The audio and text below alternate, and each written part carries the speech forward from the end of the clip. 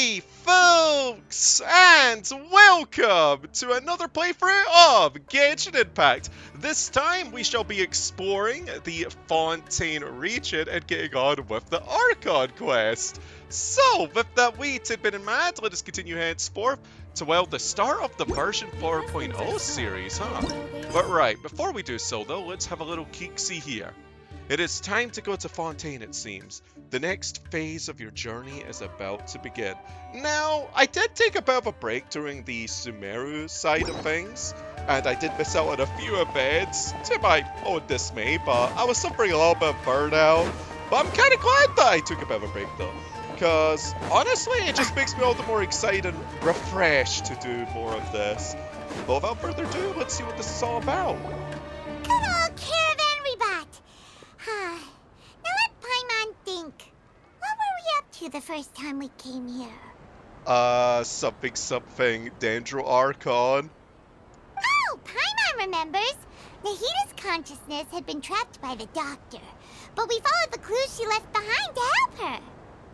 I mean, I did also stumble across this place, huh? So I guess we may have stumbled upon this place at some point before? So much time has already passed since then, and it seems Sumeru's changing for the better now that Nahita's in charge, right? Yeah. Paimon just hopes this peace will last a long time, and then Nahita won't have any more new problems to deal with. It's hard to say what will happen though, right? Because mutiny can very well be a thing. I mean, in Inazuma, the Raiden Shogun's reign wasn't like the worst thing ever. It was a bit ironclad, a bit strict, but it was only really the Vision Hunt Decree. Zhongli and Liwa had a bit of a codependent streak going on. Humanity wasn't really able to fend for themselves as well for a while. They were very dependent on their deific entities there. Mondstadt, well, they're just completely independent. Venti never really ruled across the place, but also came with its own side of demerits, of course. So I'd say like every nation's kind of had its own fair share of good and bad, right? With Sumeru mostly just being the top brass kind of sucking, huh? With some exceptions, of course, like Alhaitham and Sino amongst others. But right, it's hard to say what will happen. Yeah, guess you're right. We somehow always find ourselves right in the thick of it. Who knows what will happen next? Yeah, especially considering the fact that, well, I didn't show on screen. For those that know, and also for those that don't know, Liban in one of the events actually warned us of Fontaine. So it feels like as if it's going to be similar to a bit of a hostile environment once again, but in its own right. I'm actually really curious what it may very well entail. Come to think of it, maybe it's all because of you. Maybe you're just a magnet for trouble. Hey, listen, the plot's got to move somewhere. I was just thinking that you might be the problem, Paimon. I mean, she's a different kind of problem, if you know what I mean. Huh? Me? Before Paimon ran into you, Paimon never ran into any trouble. At most, when she was super tired, Paimon got caught in some strange whirlpool and sucked out into sea. And even then, you fished Paimon out. Wait, so we're actually getting some context for that? Now? Anyway, for Nahita's sake, maybe we should think about heading to our next destination for now. Yeah, next stop, Fontaine. Ah, look who it is. Running into you in a place like this? I can see you two still love wandering around.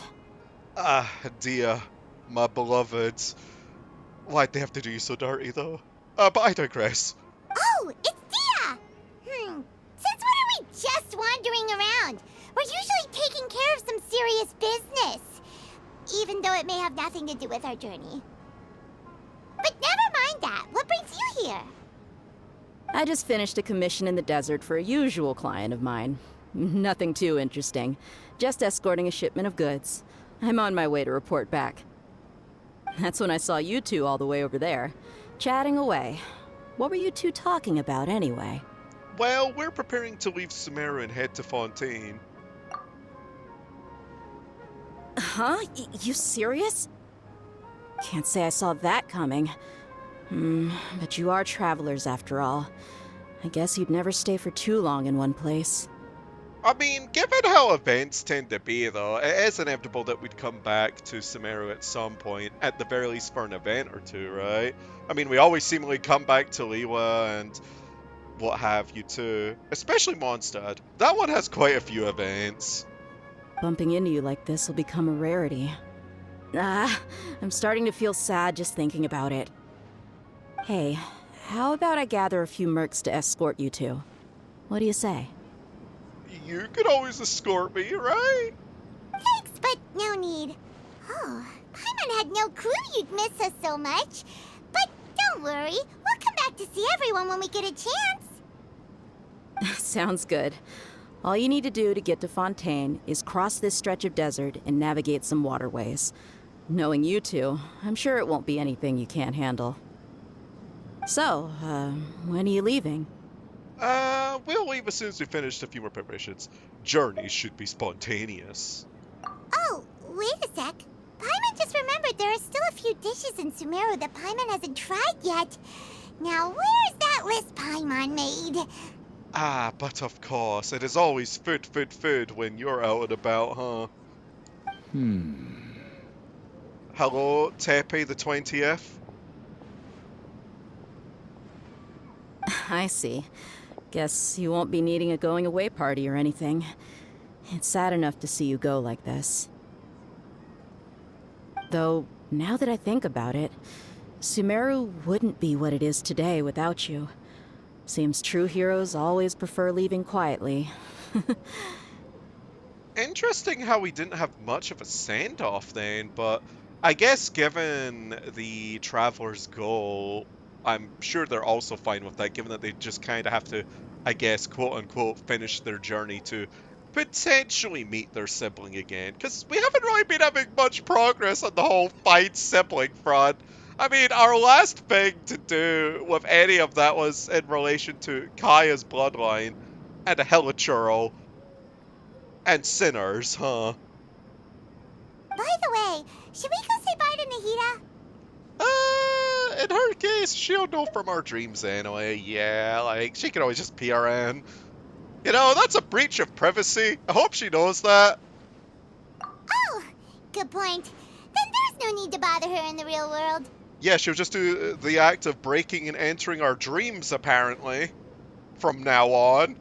Then, I guess this is goodbye for now, Traveler in Paimon. Whether as a client or a friend, you're always welcome to come find me. Bye, dear.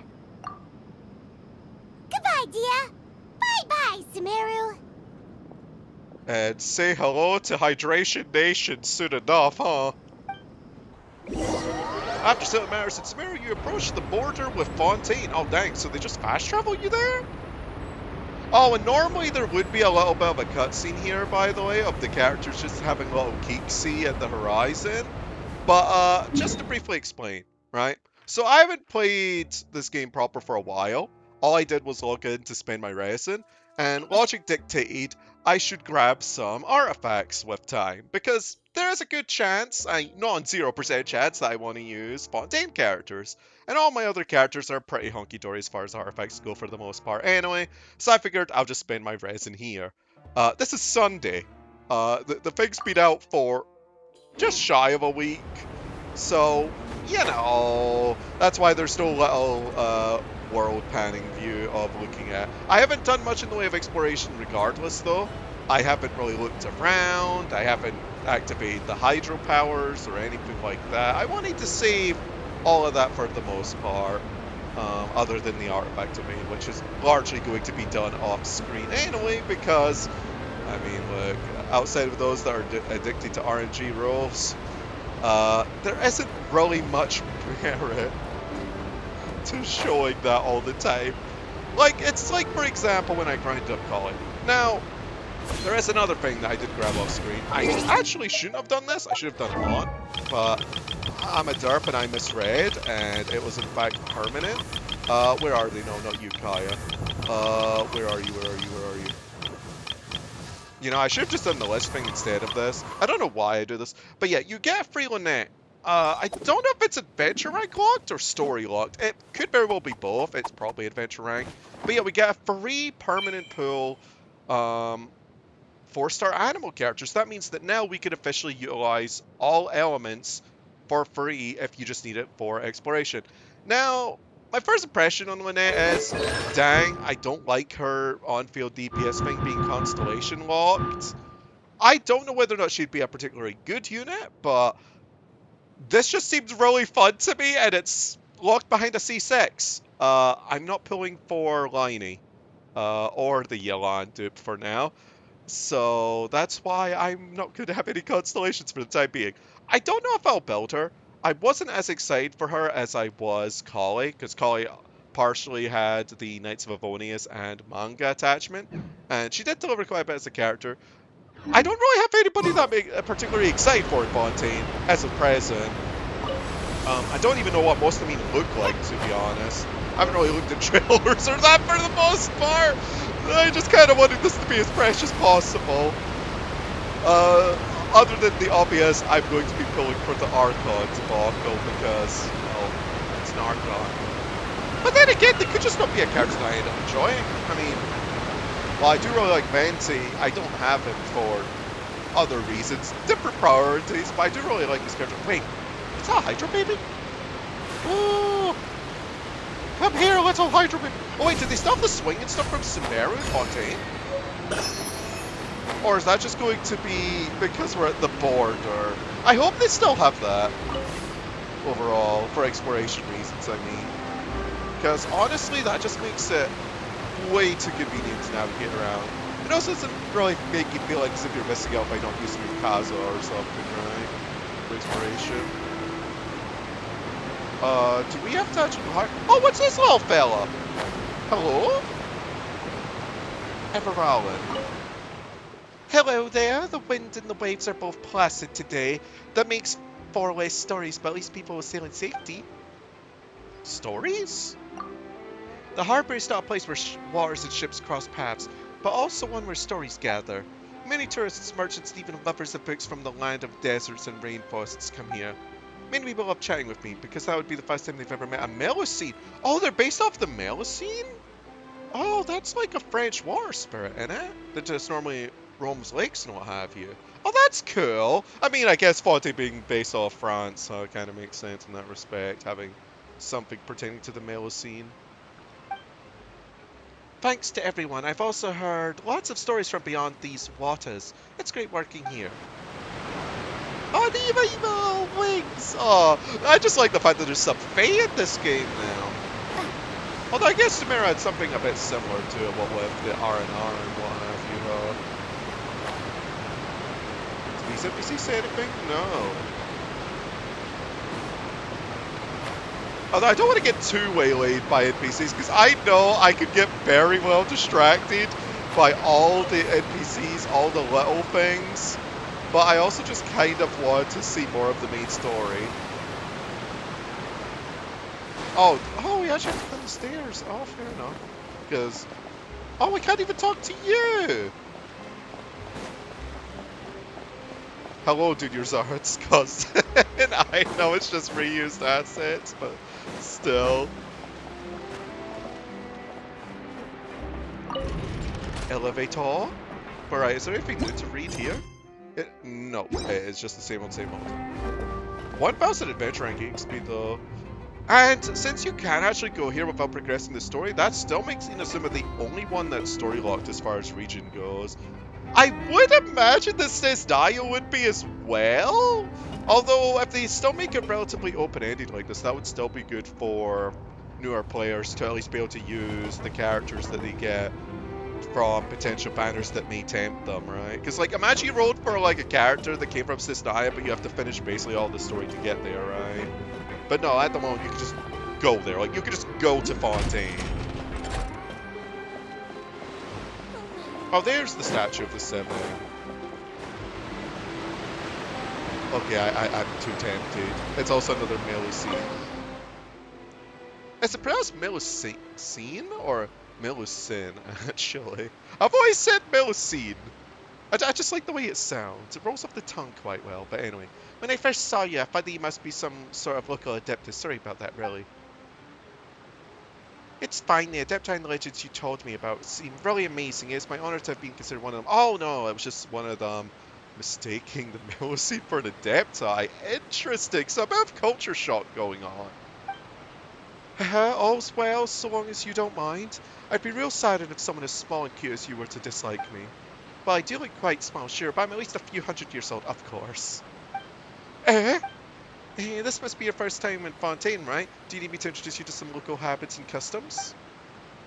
Consider it thanks for telling me stories of Leela. Would you really? Thank you, Melu Scene? Is that how you pronounce that? Yep, your pronunciation's great. Well then, let's start. Or maybe it's Melu Scene. I don't know. Anyway, the world opens itself before those with noble hearts. Right. So this might be interesting. There's a boss over there? Emperor of Fire and Iron.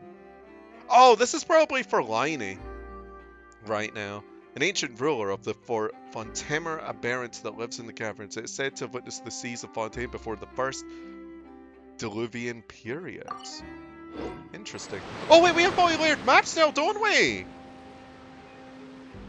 Wait, that means that when I want to clean up not Fontaine, but Sumeru for its goodies, because I didn't do that due to burnout.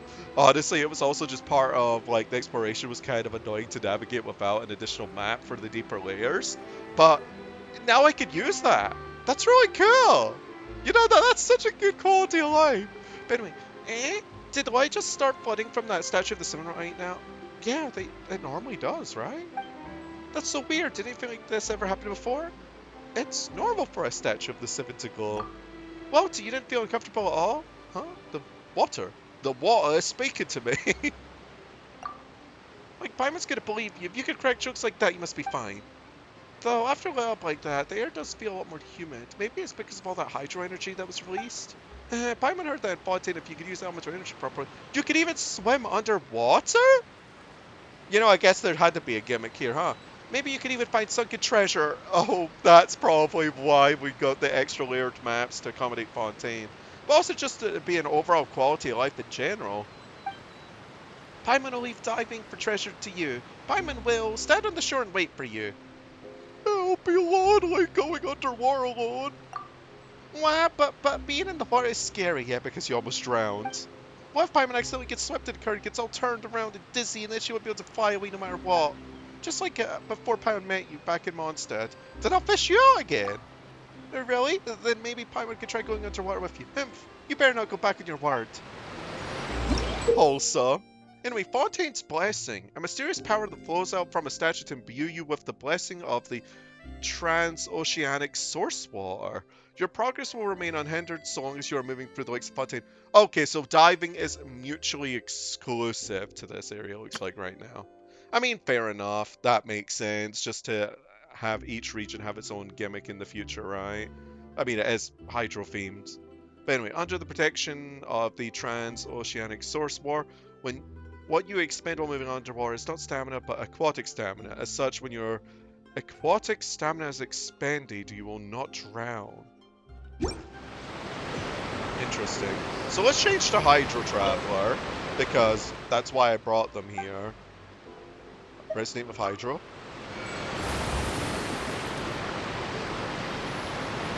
And let's have a little peek-see at their kit. I did equip some artifacts, just a generic 2-piece, to just give them some damage related stuff. So let's read their talents, except for the normal attack, because that's just going to be largely the same. It has a hold? Oh, you fire some dewdrops. Oh, neat. And then you drop... Wait, the dewdrops increase base of max HP? Oh, it scales from attack and HP. Oh, so they're dual scaling? Oh no. Not the Dia-isms again, no. No! I've already been hurt! Don't do it again! Then again, I don't roll. This part seems really bad, actually. Wait, what? 4-second duration. I mean, that probably gets increased with a constellation, right? But 80 cost burst with no other properties? What other constellations? Who cares? Okay, so 3 seconds increase. That's just generic. That's kind of lame. I don't know! Yeah, I don't know about this one, honestly. You're pretty much pure damage with very light utility, right? I mean, I'll use them to try them out. I mean, obviously, I'm only using level 1 talents, but let's see, maybe this is that? No, no. No. Definitely not. Interesting. Wait, what artifacts am I using here? Do I have a crit damage circle anywhere? I don't think I have a crit damage circlet. You know what? What if I equip this? This is actually intended for Shenhe in the future, by the way. And then I borrow my Jade Cutter for now.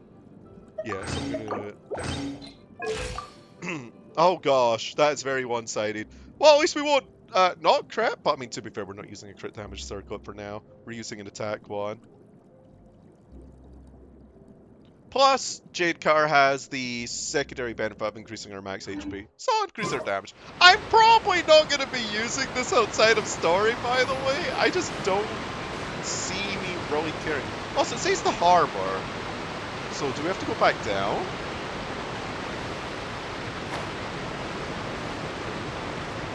Okay. Oh. After crossing all that sand and water, we finally made it! Oh, this must be Fontaine's port! So we somehow dodged the event flag this entire time? Wow! Everything looks so advanced in Fontaine! Paimon's heard that the industry here is extremely developed, and there are all kinds of unusual machines! Yeah, so I heard, and it's about what I imagined. I mean, yeah, they are known for being technologically advanced, what with the camera, and various steampunk weapons that we do have, such as the Iron Sting and White Blind, I believe, are also Fontaine themed. And yeah, it's just, if you think of technology, you think of Fontaine. Just seeing the sights as a tourist is nice, but maybe it would be better if we found something to do. What do you think? Let's start by meeting the Hydro Archon. Yeah, I'm sure they're gonna be a pleasant fellow. There's no way we get another nice Archon after Nahida, like, so soon, right? I just don't see it. Good idea! Nahida gave us loads of useful information. She was also the Dendro Archon of Wisdom. Last I checked, the Hydro Archon is not pertaining to that, but, you know, we'll see. Seeking out the Seven is probably still our best source for information at this point. Our journey is to find my sibling, and also to find the truth. Yeah, the more we can learn, the better. So, what do you think the Hydro Archon's like? Will we get along? Nahida said that she has a very unique personality, whatever that means. Well, we don't really have a bratty Archon yet, right? A was a bit lost. Not particularly bratty. Venti is just very chill. Zhongli was the equivalent of just a worn out man that just wanted to really retire. Basically an elderly person, right? And Nahida was just a youngin' with a very high IQ. At least young by Archon standards. And a lot of memory supplantation, huh? But yeah, you know what? It would be kind of refreshing having a very bratty Archon, though, now that I think about it. To learn about a nation's god, start with the nation's people. There seems to be some locals talking over there. Let's go see if we can join the party.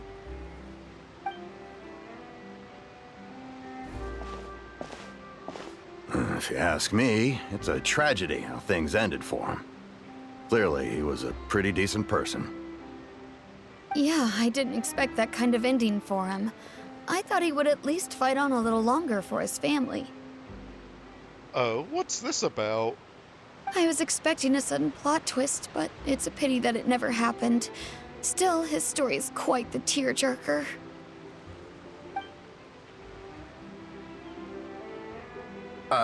Excuse me. Can I help you two?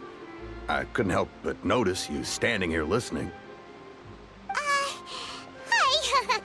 We're travelers new to Fontaine, and we had something we wanted to ask, but you seem to be really busy talking about some kind of play, so we didn't want to interrupt.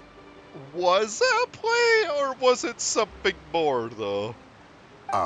Play? Oh, no. We're talking about something that really happened. In fact, it's a case that was just heard a few days ago. I mean, this is the nation of justice and what have you, right? I think it would only really make sense that it was taken to court. Really? Like, a real trial? But the way you were talking about it and the words you used just now made it sound like some kind of story. Maybe that's how they present it? Like, maybe over-dramatizing it and what have you, to just make it somewhat performative? That would be an interesting twist, though. Well, good tales are often based on true stories, aren't they? And what you see in reality may also be someone deliberately putting on an act while harboring ulterior motives. Also, I see that this nation quite likes its fascinators as far as headwear goes. That's interesting at the very least. Whether something is true or not simply isn't that important. The main thing is whether the story being acted out on the stage is splendid enough. Oh, but it looks like you're not from around here. You probably don't know that the Fontaine Court of Justice is called the Opera Epiclese, or more commonly known as just the Opera House. So, the sea trials is a sort of opera. Also, it is pretty performative. Oh, cool. But, shouldn't court cases be treated a little more seriously than that? Not to question Fontaine's way of doing things. It's just that putting someone on trial is usually a very serious thing. So, that is probably very much in relation to the Hydro Archon's unique worldview then, as far as things are handled, because maybe they just want to be entertained during the whole serious hubba going on, which could also explain why she's particularly not well liked by things such as the Oceanids, right? No worries. Other visitors to Fontaine have wondered the same thing. You could say that we just don't want to waste the moving stories behind those cases. Well, it is interesting that it's a way to preserve history in some case. I just don't know if I wholly agree with it, though, because a lot of those things could be seen as relatively tragic, especially if it ended up being an innocent person falsely charged and just somehow, someway lost the case. Because they can and will happen, right? But it's just making a show of it. I'm not sure how I feel about it. Like, on a fictitious standpoint, dang, that's very interesting. On a morality standpoint, though, I'm just like, yeah, I'm not sure I'm big on it, to be honest. And as for your worries about whether the cases are treated with due reverence, we have the absolutely just and honorable Chief Justice Neuvillette. Okay, so we have Neuvillette, whoever that may be. Okay, so fair enough. They do have someone who does their due diligence. As well as the Oratrice Mécanique d'Analyse Cardinal, a machine created by the Archon. Between the machine and the Chief Justice, false charges and injustice are a thing of the past now. Interesting. Except I have a feeling that could be exploited in some way because while machines can be fairly perfect as far as logical thinking goes, the fact that they can be exploited is a flaw that they do have, right? And I could see that quite simply happening. So, a judgment device created by the Archon. Oratrice? Is it some kind of machine, too? Oh, Paimon's curious. We should check it out if we get the chance. Wait, Paimon almost forgot to ask you our question. Do you know what we should do if we want to meet the Hydro Archon? Oh, that's easy. Just go to the Opera House. Lady Farina practically lives there. You could definitely say it's her biggest passion. Oh, so that's the name that she's taken on rather than her demon name Fossilor's Farina, huh? Oh, that's quite cute. I like that. I think what they mean is that they wish to speak with the Archon personally. In that case, I'm afraid it's going to be a tad more difficult. You'll have to make an appointment well in advance, and it'll depend on whether or not she has any time slots available. Oh, so I guess they're a relatively busy person? Okay, make an appointment. Huh. Is the Hydro Archon super busy taking care of official stuff? Wait, didn't you say that she's always at the Opera House? I mean, it's the Court of Justice. Maybe she has to just see to it that things go smoothly, maybe? Again, I haven't the foggiest. I haven't watched anything to do with Fontaine. I think I've only, seen a trailer very briefly, but honestly, it's been so long that I don't really remember the contents. No. Lady Farina seldom takes an interest with the nation's affairs. The reason it's difficult to make an appointment is simply because she's incredibly popular. Oh. That's right. After all, she is the Archon. Though she may tend to get a little dramatic from time to time, people can't get enough of her. So wait, she made the machine to laze about then, just to kind of watch from the sidelines when it comes to court stuff? Is that what this is about? Man, shirking responsibility much? Huh. First time Paimon's ever heard of an Archon being described that way before. Yeah, it's like she's idolized for some reason or another by individuals, but not for what she actively does. At least for the nation, that is. Wait! Paimon gets now! The Hydro Archon is kinda like a big celebrity here, right? Yeah, I suppose you could say that. Perhaps you could even say our mascot. Okay, so she really doesn't do much. If she's being treated as a mascot, she really doesn't do much. It's like a tourist attraction at that point, holy moly. Hang on. This is still Fontaine's Archon you're talking about. You should show some more respect. Yes, you're right. I guess I should at least try to be a little more respectful in front of visitors. Otherwise, I might get arrested and find myself face to face with Monsieur Neuvillette. Neuvillette sounds like such a body name, though. The only things I know about French is like a small handful of words, and I tasted quite a bit of the cuisine before, or rather cuisine, that's the way you're supposed to say it, sorry. My English tis be suffering. But I also know that for some reason or another, my family has some French ancestors, as far as my family tree goes, so by a technicality, I guess I'm not full Scottish, but I don't speak a lick of French. I'll be frank. I know the very basic things, or what some of their foodstuffs are. I very much quite like the croissants, especially the flaky ones. I haven't had much other than that. I mean, I've had baguettes and that. It's mostly their pastry dishes. I can't really seemingly get most of their other dishes around here, and I'm not sure I'd be able to do them justice by trying my own hand at making my own take on their dishes.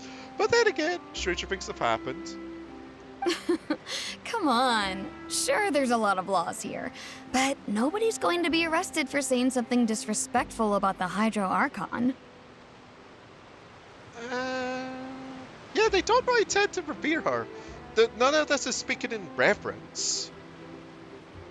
Alright, I think we get it. Thank you! At least we now know that we can find the Hydro Archon at the Opera House. But who knows how long making an appointment will take? Guess we could have a look around the city in the meantime. Hey! What are you looking over there for? There's a girl over there. Huh.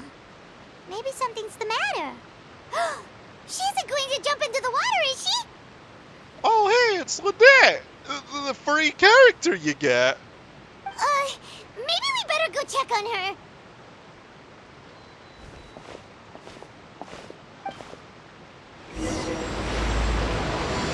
Calude of Voiture and Noirceur.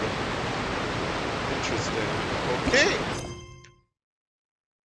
And it's the same old description. Hello there! It is a real cat girl. I mean, actually, Kirara is very much a real cat girl in her own right. Just of the Nekomata variety, but not with cat ears, just human ears. But that is more accurate, though, to the Nekomata's lore, though. Hello there. Excuse me. Are you alright? Huh? Hello! I'm fine. Thanks. Oh, okay then. We just noticed that you seem to be worried about something. Yeah, I'm worried about trying to get your C6 someday, because you're heckin' cute, and I wanted to use you as an on-field DPS, but it requires a Constellation 6. They could have just made that baseline. Remember Hazel and Synchros being 4-star Animo units that have an Animo infusion baseline because they're Catalyst units? Yeah, they could have just attached that to Lynette's skill baseline and had a different C6, but they didn't. I love Constellation Locked ones in terms of fun factor. It really was this character is free, but there's a catch. It really, it's like, I'm sure they're perfectly usable at C0.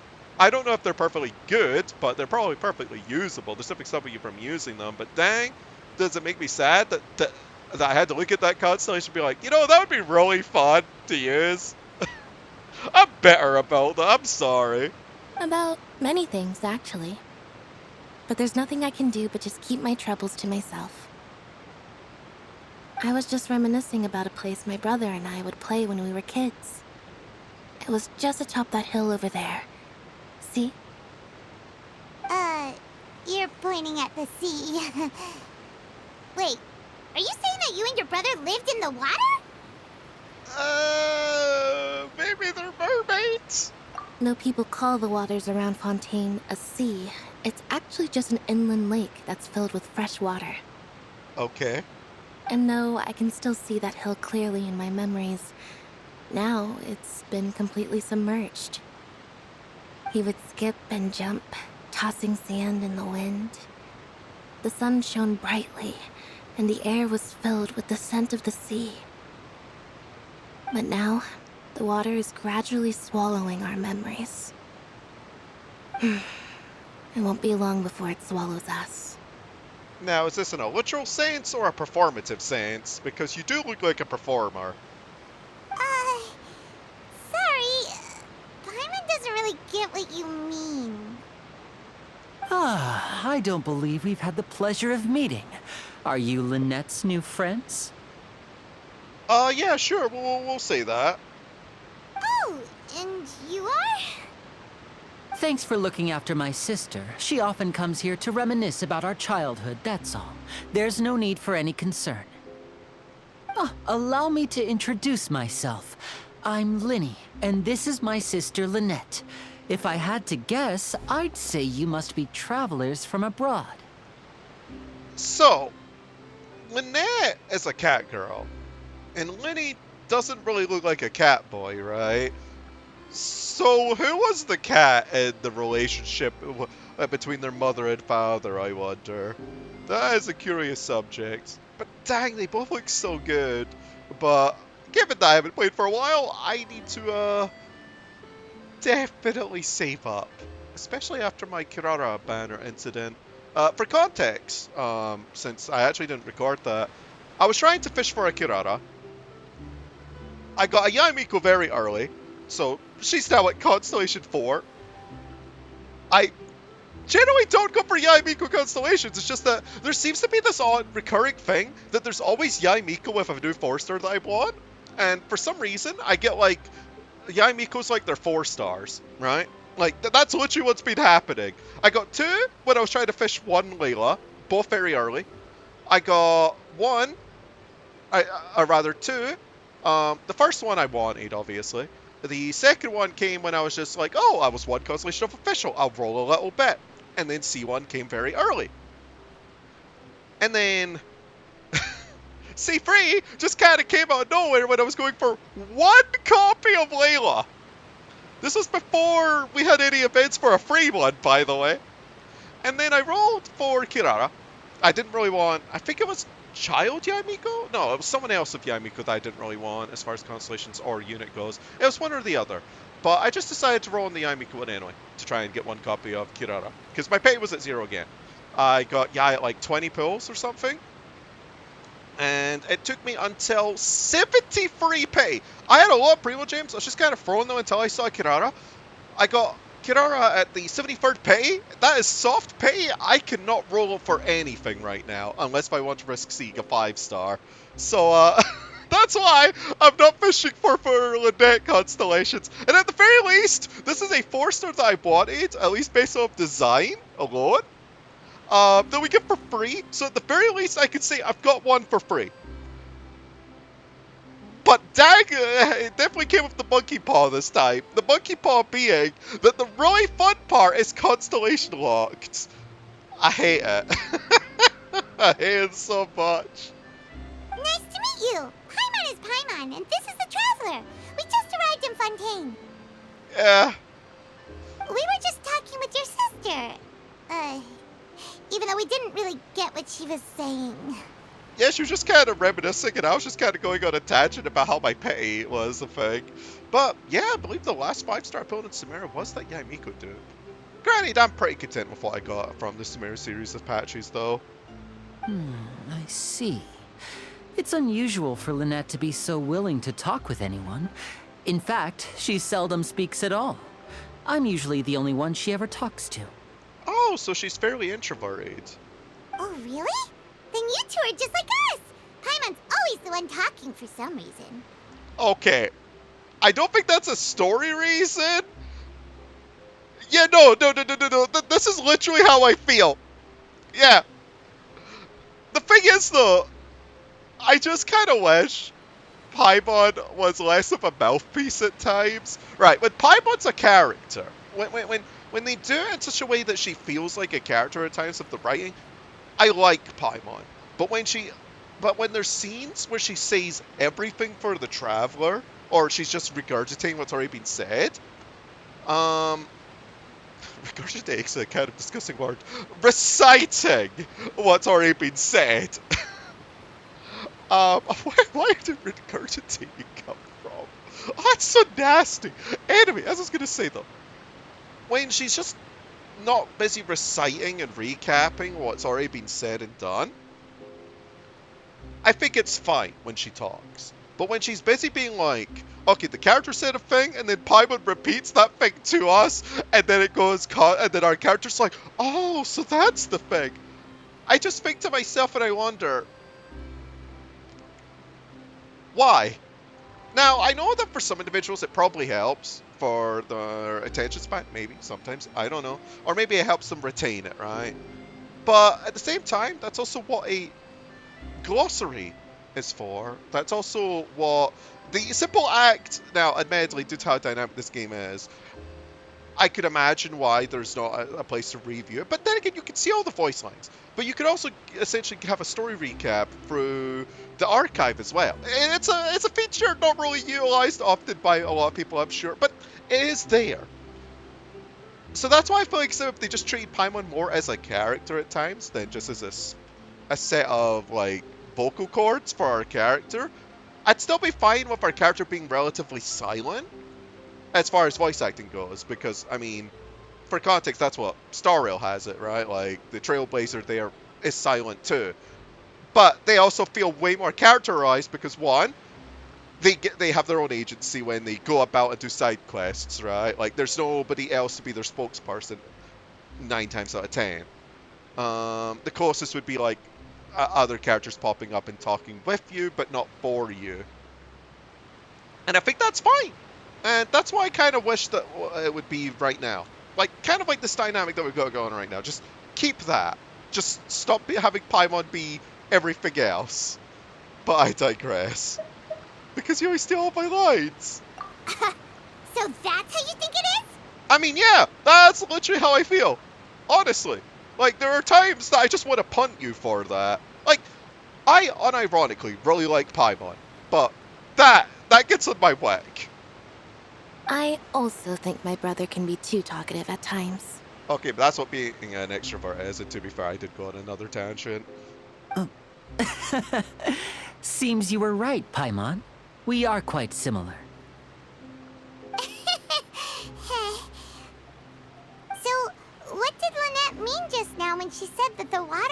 engulfing your memories, and that it won't be long before it engulfs you too.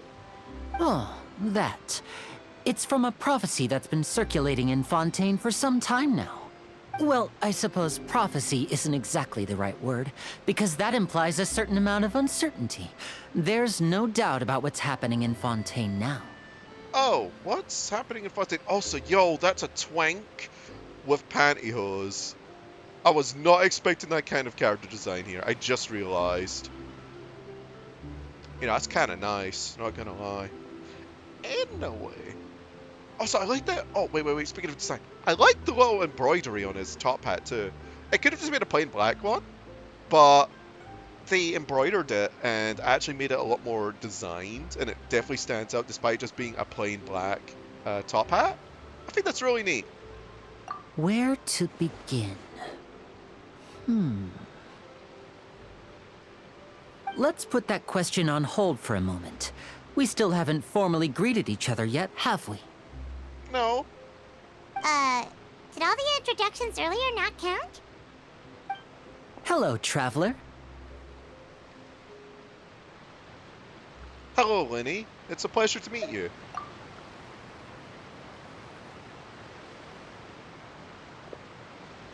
And hello, Paimon. Hey! Why didn't Paimon get a handshake? You're not poking fun at Paimon, are you? Please, don't take offense. Just consider it a sort of etiquette we have here in Fontaine when making new friends. You should remember it. It might prove useful. Oh, all right then. Well, Paimon's just happy to have a local friend now. By the way, we were just getting ready to go to the Opera House to meet the Hydro-Archon. Would you be able to show us the way? So you're going to see Lady Farina? No problem at all. In fact, I was planning to go to the Opera House later myself. I'll gladly take you once I finish things here. Please, follow me. Alright, well then, let's get to it. I feel like having this episode being a bit of a chonker right away.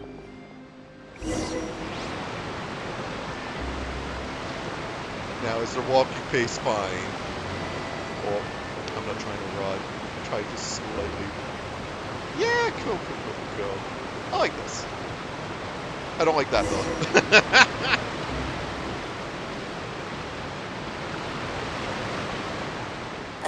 You said you were going to see Lady Farina? Well, it seems Lady Farina has come to see you. Oh, have they?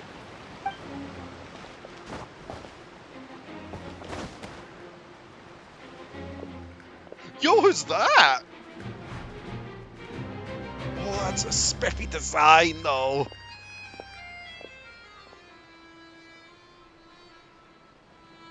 Speaking of spiffy, cute shoes.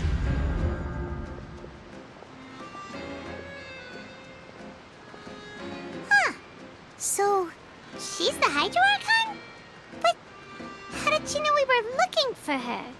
Or maybe she was looking for us? My dear people, rich and poor, those with cup in hand and those with nothing at all, raise your glasses in celebration. If you don't have one, then just raise your hand in lieu. Oh, that design though! Wow! And the love have cowlick too? Okay, this is kind of peak though. I need to get a closer look, but just this alone, it looks magnificent. Oh, bye.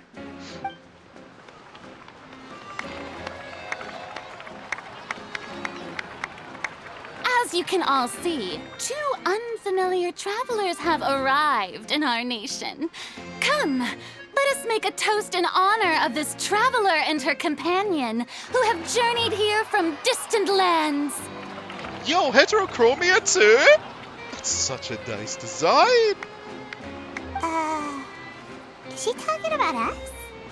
Yeah, I think so. And honestly, I mean, I'm fine with it. Nobody here seems to be holding a glass. I've long heard of the turmoil and chaos you've left in your wake as you visited other nations. But I welcome you nevertheless. No, I have come to receive you personally. Fear is for insignificant cowards. I am a god, and I will never entertain the notion of such meaningless wariness. You can be rest assured, I see clearly your sincerity. Of course, seeking an audience with me is the most sensible thing to do. It will allow you to truly behold my power and witness my authority. Intelligent people always gather under the correct banner. Holy moly, though. Just the way Farina's been carrying herself right now. It's just such a different, total difference from the prior Archons, though. It's so refreshing, though. I, Focalor, hereby welcome you to the nation of Hydro and acknowledge the value and significance of your trip. Now, you may rejoice in this. Oh, I'm already rejoicing. Wow, finding the Archon was easy enough. Yeah, Paimon still can't believe it.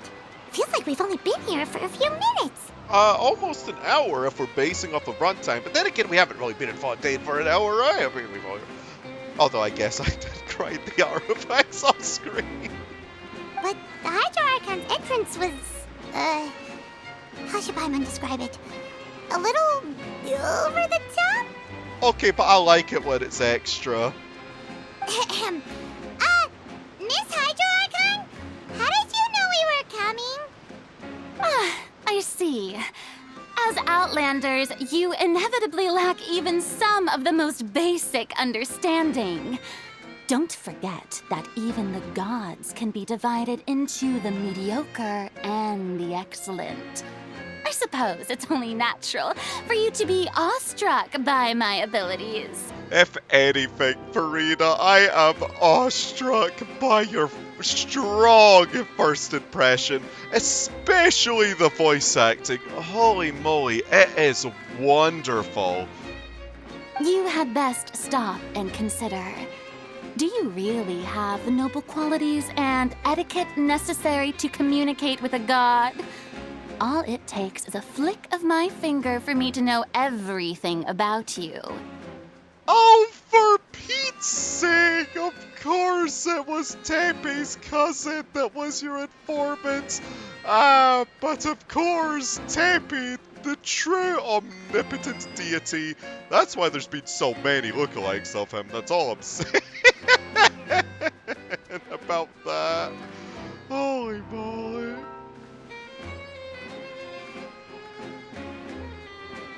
Whoa, talk about sounding high and mighty. Or she could just be a bit of a showboat, but either way, I am perfectly fine with it. Oh? What's with these looks? Perhaps the welcoming ceremony still isn't enough?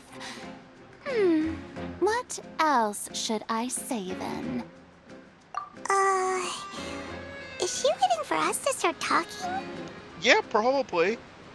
Wow, I didn't expect to see Lady Farina here. What a surprise! Wait, does this mean they're the legendary blonde traveler? How did I not notice before? Hey, what's all the commotion? Oh, is that Lady Farina? Is there some kind of drama going on? Of course. That's the blonde traveler, the one all those stories are about. Lady Farina came here to personally see her. Oh, I bet this is going to be the duel of the century. Ooh, I've got to see this. I knew Lady Farina would never disappoint. Yes, but don't get too excited now. My dear believers and spectators alike tend to get quite rowdy, and despite the noise, I've come to tolerate all their ruckus. You may consider this my reward to all of you. I have determined that there will be an epic duel between myself and this traveler from another land, just as you were hoping to see. Oh, for Pete's sake, are you seriously trying to take us to court so soon? But we just got here, Farina. Golly gee, at least take me out for a drink first. Now she wants to fight? Aren't we getting a little ahead of ourselves? Fighting gods? I've got a resume at this point, yeah!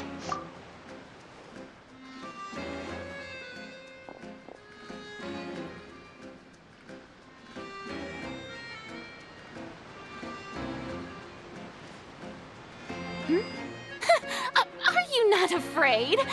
Might I remind you that this is a duel against the divine? Oh, sweet pea, if only you were privy to this. We have managed to achieve quite a bit our time in Tavad, but hey, maybe with time you'll be able to be in the know too. What are you trying to do, traveler? Provoking a god in front of her people? Oh, we actually finally get to see what this one's name is. Well, as far as this lassie goes, anyway. Honestly, though, giving it a pretty good look, I am quite partial to this one's design. Corinta, well, you might be one to keep a wee look-see out for, because holy moly, that mantle too is definitely elevating your design for me. I'm a fan. Very much so. Stand down, Clorend. I admire her bravery. Few have the courage to draw their sword against a god. She is obviously a true warrior. Although, whilst we're on the topic of designs though, while I am very much partial to Linny and Lynette's designs as well, I do think that out of the four we've seen so far, Farina has hit it out of the park for me. She came swinging. And honestly, with this strong of a first impression overall, with these four too, I am very curious what future prospects will look like. Unfortunately, people nowadays only crave to be thrilled, and a mere duel will not slake their thirst for excitement. Oh, yeah, she's right. Just a duel wouldn't be all that interesting. On Araneus, criminals are always requesting duels to defend their honor. I'm getting a bit old, to tell the truth. You see. Then, as the god of justice, I shall face this traveler in another kind of duel. A duel in court! I mean, I was asking whether or not we were getting taken to court. Whoa, all right! Now that'll be worth seeing! Right. This is Fontaine, after all. Such a grand opera house, it would be a pity not to use it. So why are we getting taken to court again? We just kinda got here. Why do you care so much about the crowd's reactions? Seems you've spent a little too much time in the opera house. Besides, how exactly do you plan to have a duel in court? You mean you're going to put us on trial? Yeah, we literally just arrived here. Oh, we have reason to put you on trial. It's obvious, isn't it? Obvious? Wait, why? According to Fontaine law, no one is permitted to release any flying objects within Fontaine city limits during the first 3 days of each month. You are clearly guilty of violating this law, no? Huh? Oh, so that's what they've done wrong. That's Our Lady Farina. No one knows the laws of Fontaine like she does. You call that obvious? What kind of law is that? Wait, flying object? You mean Paimon? I can't believe they objectified Paimon in a literal sense.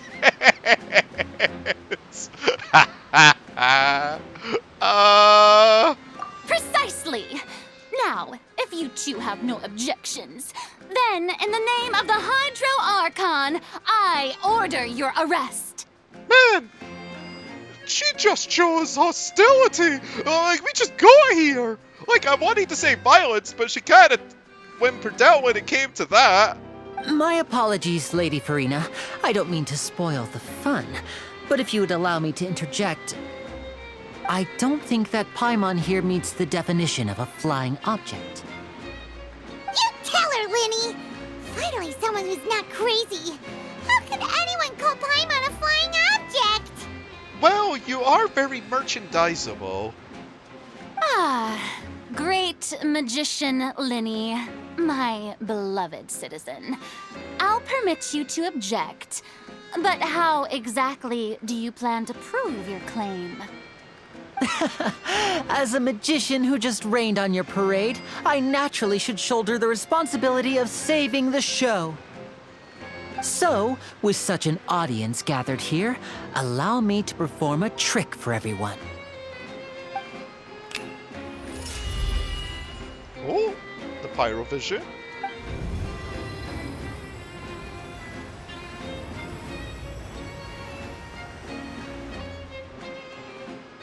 Ta-da! What's that on Paimon's back? Hey, when did you do that? Ah, when Whiny patted you on the back. Wait, what is that? Are we just gonna treat Paimon as a balloon?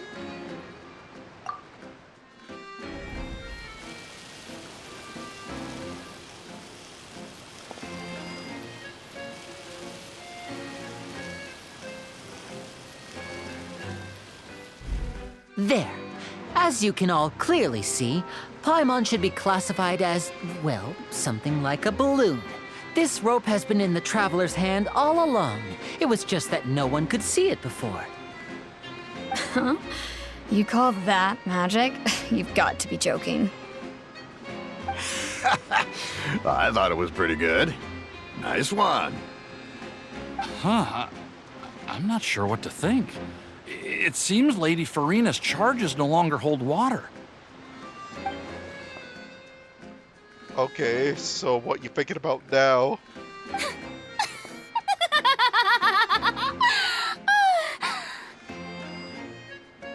Amusing. Very amusing, Linny. Just the sort of unexpected twist that I enjoy. With you here, today's performance can finally be called complete. Okay. Performance? You see all this as a performance? In which case, consider the matter of your trial resolved. The god of justice will not bring charges against an innocent person. Oh, so we're not going to court. Coolio. But when there are valid grounds, I will not only judge travelers from abroad, but even the gods of other lands.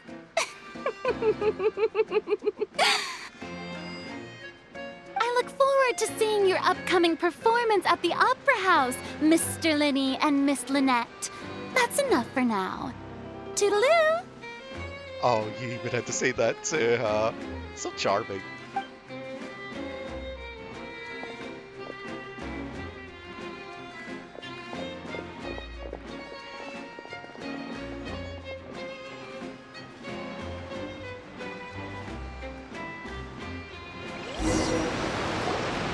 And just like that, she's gone.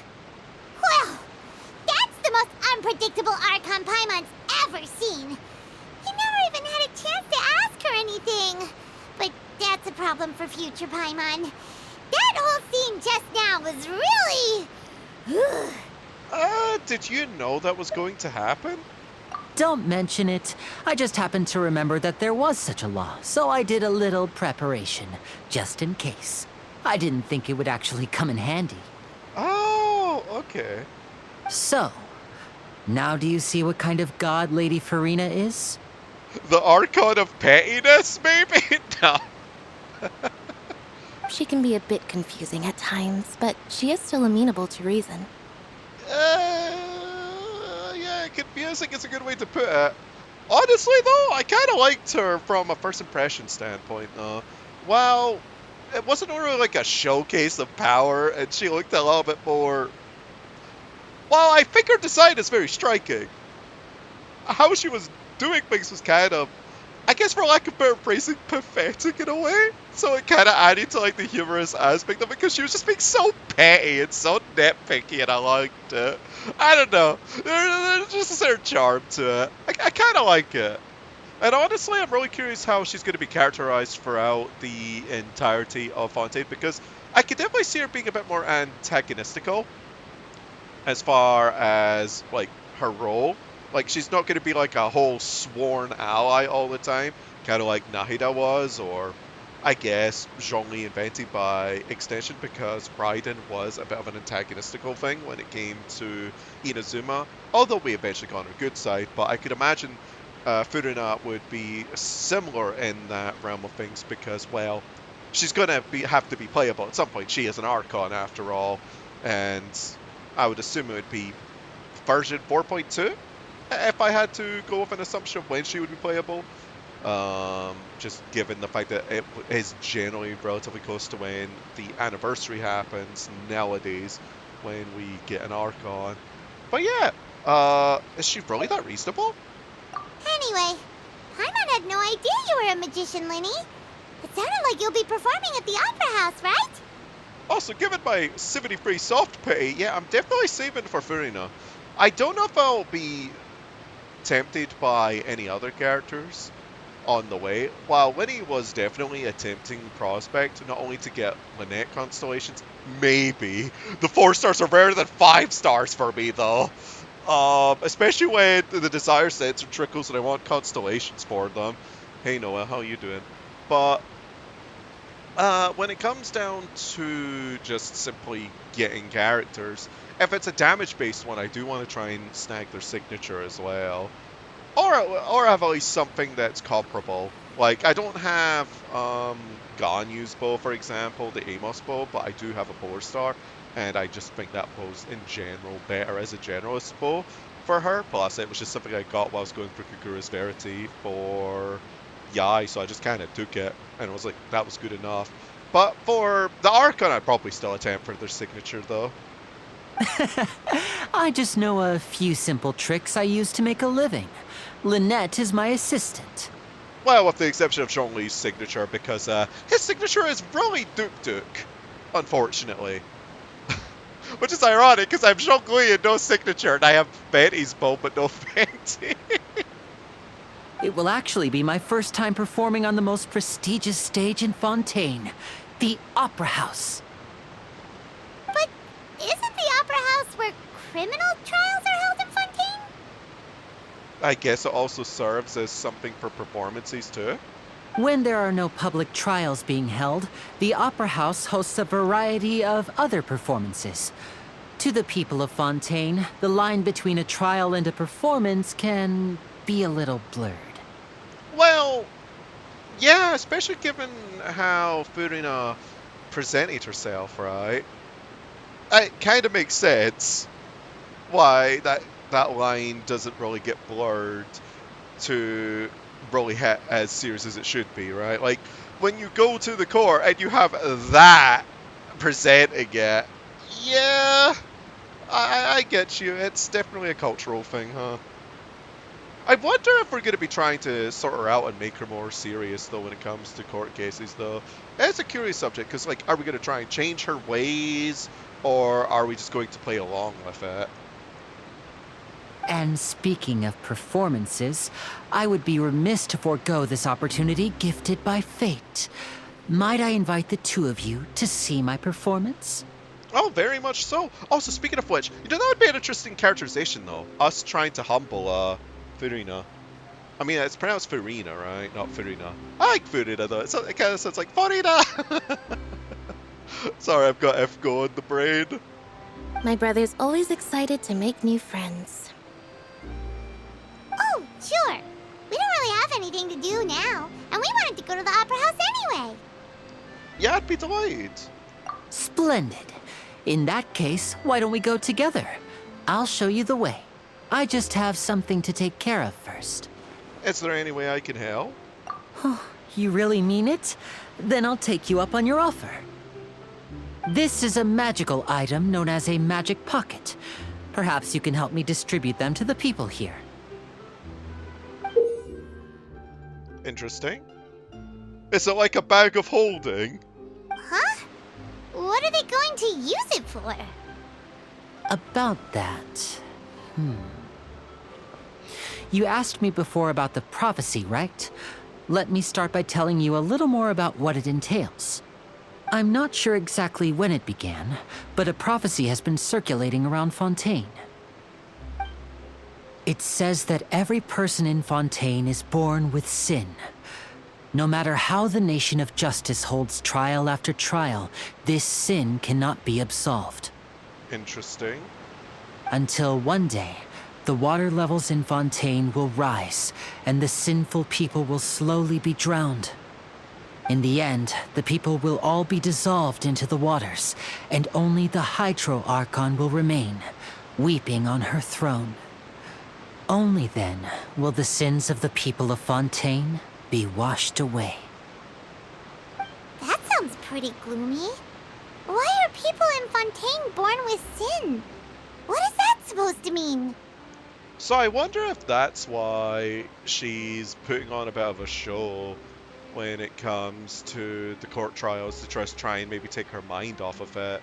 Or there's also the act of just making the atmosphere more calm.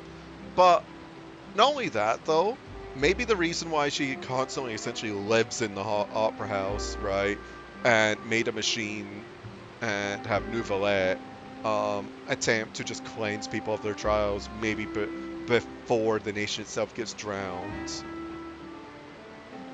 Which could be interesting. Maybe we're going to try and actually prevent that calamity from happening. There are lots of guesses. Some say that the ancestors of Fontaine stole the power of the seas and stirred its wrath. I mean, if that was the case though, why do the newborns, the descendants in a sense, have to be held to it though? Because just because you're born to a family line of sinners doesn't necessarily mean that you yourself are that too, right? Like, you could have been born to someone who did something abhorrent in the past, like you're a descendant of them, but, well, and you end up being like a baker or something, right? You make baguettes, you make croissants, you make other various treats, right, in the land of Fontaine, but you didn't do all the mass terrible things that your ancestors did, right? That's just a silly example, by the way. I'm not saying that actually exists, but I mean it could, right? Like it could actually exist, maybe not in the literal sense of Fontaine, but maybe like, you know, reflected in the real world, right? Like just because somebody who you descended from was bad doesn't necessarily mean you are, is where I'm getting at. And that's the thing, like nobody's born evil in a sense, right? Others say that the people of Fontaine never heeded the first Hydro Archon's warnings and offended Celestia. Oh boy, Celestia, you know, the best place to be on bad terms with. Ain't that right, Dragonspine, when you got blasted by a nail? But here in Fontaine, evidence is what matters. There hasn't been concrete evidence for any of these claims, so they can only be regarded as conjecture. Maybe that's why she was trying to grasp at straws when it came to Paimon, because maybe if she managed to land a concrete case in court, maybe it would stem the tides away a bit. You know, that could be the case. Oh, that's so interesting. See, I like speculate like this because if anything comes true, then the payoff's going to be so worth it, but if it ends up subjecting my expectations a bit, then not subjecting, subverting, that's the word I was looking for. If it subverts my expectations, that's also fine. It's just something that's fun at times, okay? If even the people in Fontaine don't know what sin they committed, wouldn't it be better just to ignore the prophecy completely? Why bother feeling guilty all the time? Maybe because there's the doom and gloom that's going to happen, and such as the nation getting drowned. That's exactly what the people did at first. But in the last few years, the water levels in Fontaine have actually started rising. But now the water is engulfing our memories. Many places have already been completely submerged, and now lie beneath the sea. Many people carry on with their lives as before and shrug it off as a natural phenomenon. but my family and I think that the people of Fontaine shouldn't ignore the possibility, which would end up sentencing them to death. We hope that at least the people who reside near the waterfront can move away before it's too late, so we've started distributing magic pockets to them. As a magical item, these magic pockets have astonishing capacity. I'm sure they will come in handy when people are moving their belongings. It really is a bag of holding. Oh, Paimon gets it! It's like preparing for a rainy day! But this is more than a bit of rain. If the prophecy is true, then there is no way to prevent the disaster? Perhaps only absolute power could ever contend with such a catastrophe. But who knows? We're just tiny specks in the grand scheme of things. Okay, but then you add all those specs together and it becomes something far greater than the sum of its parts. Now, if you'd like to help, then please give these magic pockets to anyone nearby. Be sure to convince them to take it, regardless of what they say. Whew, that was a chonker and a half, though. You know what? I think this will make for a good ending point. Don't you? Yeah, I think so too. So, anyway, folks, thank you all for watching this relatively lengthy episode of Genshin Impact, and I'll see you all next time as we continue our journey through Tibet. Ta-ta! For now.